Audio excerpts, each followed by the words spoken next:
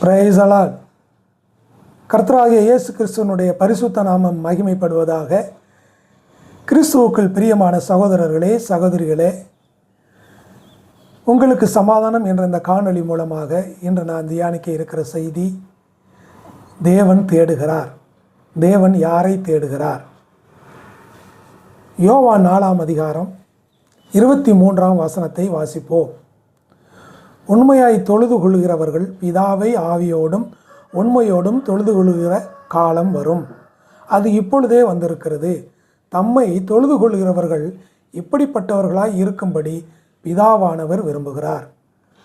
தமிழில் இப்படி எழுதப்பட்டிருக்கிறது, ஆங்கிலத்தில் தேடுகிறார் என்று எழுதப்பட்டிருக்கிறது. ஆவியோடும் உண்மையோடும் தொழுது கொள்கிற காலம் இந்த காலம். ஆனால் சபையிலே, அநேக சபைகளிலே அப்படிப்பட்ட ஆராதனை இல்லை. அப்படி ஆராதிக்கிற ஜனங்களைத்தான் தேவன் தேடுகிறார் என்று இங்கே எழுதப்பட்டிருக்கிறது. இன்றைய ஆராதனை எப்படி நடக்கிறது?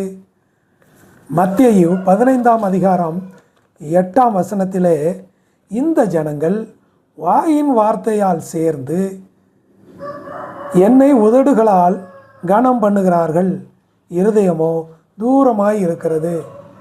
இவர்கள் சபையிலே ஆராதனை என்ற பெயரிலே பாடுகிறார்கள், ஆடுகிறார்கள், சத்தமாக ஒலி எழுப்புகிறார்கள், இசையை எழுப்புகிறார்கள், விதவிதமான விளக்குகளை அமைத்து கொள்கிறார்கள், புகை மண்டலத்தை கூட எழுப்புகிறார்கள்.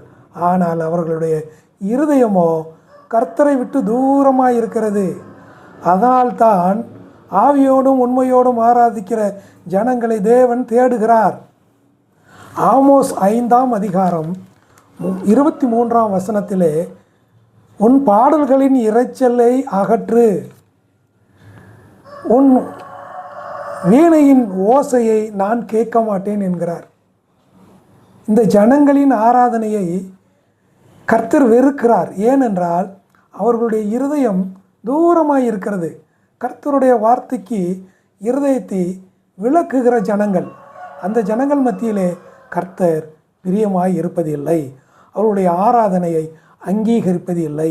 ஆகையால் ஆராதிக்கிற நாம் ஆவியோடும் உண்மையோடும் கர்த்தருக்கு பிரியமான ஆராதனையை நாம் ஏறெடுப்போம். அதுதான் கர்த்தருக்கு பிரியமான ஆராதனை, கர்த்தர் அங்கீகரிக்கிற ஆராதனை. ஆமேன். அல்லேலூயா. God bless you.